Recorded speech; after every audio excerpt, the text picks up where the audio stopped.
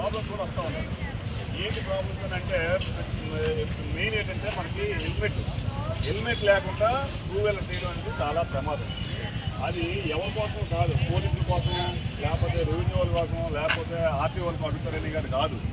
మీ కుటుంబం గురించి మీ ఫ్యామిలీని రోడ్డు మీద పడకుండా ఉండడానికి కోసమే ఇది అభయం అనేది ప్రభుత్వం మీకు తెలుసుకోవాలి. ఏ విధంగా రోడ్డు మీద పడతారని అంటే ఉదాహరణకి ఒక కుటుంబాన్ని నడిపించే ఒక పెద్ద మోటార్ సైకిల్ ఏదో పని మీద బయటకు వెళ్ళదు. పొరపాటున ఎక్కడైనా యాక్సిడెంట్ జరిగితే యాక్సిడెంట్ అనేది మనం ఊహించి జరగదు. అర్థమైందా? మనం కరెక్ట్గా వెళ్ళా కానీ అవతల రాంగ్ రూట్లో రావచ్చు, అవతల యాక్సిడెంట్ రావచ్చు, అవతల తాగి రావచ్చు. సో ఆ టైంలో యాక్సిడెంట్ జరిగిన తర్వాత రోడ్డు మీద పడతాం. రోడ్డు మీద పడిన తర్వాత మనకి బాడీ మీద ఎక్కడ దెబ్బలు తగిలా కొంచెం పర్లేదు, ప్రాణం వరకు సేవ్ అయిపోతుంది. కాళ్ళు చేయినా కానీ తల అనేది మనకి ముఖ్యమైన భాగం మనిషికి. సో అది సెన్సిటివ్, ఇమీడియట్గా తల పోతుంది. ఆ తల అనేది కిందకి తగిలిందంటే అది మనకి ఇంటర్నల్ బ్లీడింగ్ జరుగుతుంది. సెన్సిటివ్ పార్ట్ మన హెడ్ ప్రతి ఒక్కరికి కూడా. సో సెన్సిటివ్ పార్ట్ కాబట్టి ఇమీడియట్గా ఇంటర్నల్ బ్లీడింగ్ అయ్యి ఇమీడియట్గా చనిపోవడం కానీ లేకపోతే ఫామ్లోకి వెళ్ళి ట్రీట్మెంట్ చేసుకుంటూ చనిపోవడం కానీ జరుగుతూ ఉంటుంది.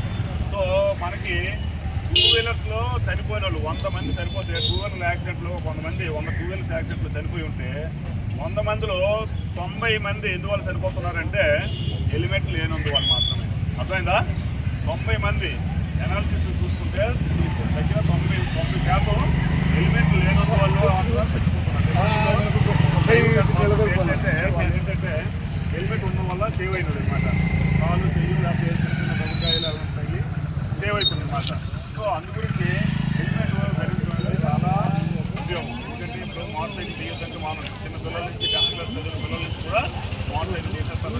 చిన్న పనికి పెద్ద పనికి కూడా బయటకు వెళ్ళి కూరగాయలు కొనాలన్నా లేకపోతే పొలంకి వెళ్ళాలన్నా కానీ న్యాచురల్ కాల్స్కి వెళ్ళాలన్నా కానీ చిన్న చిన్న డ్యూటీకి వెళ్ళే వాళ్ళు అందరూ మోటార్ సైకిల్ తీయడం అలవాటు.